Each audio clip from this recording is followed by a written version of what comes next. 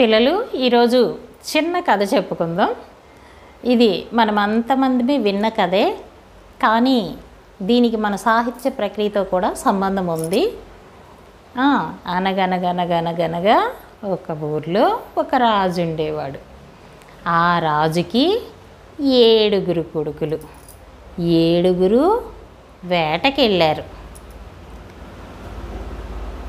7 చేపలు తెచ్చారు. 7 చేపలు తెస్తే అవేమో వాటిని ఎండబెట్టింది. అందులో ఒక్క చేప ఎండలేదు. ఏమే చేప ఎండలేదు?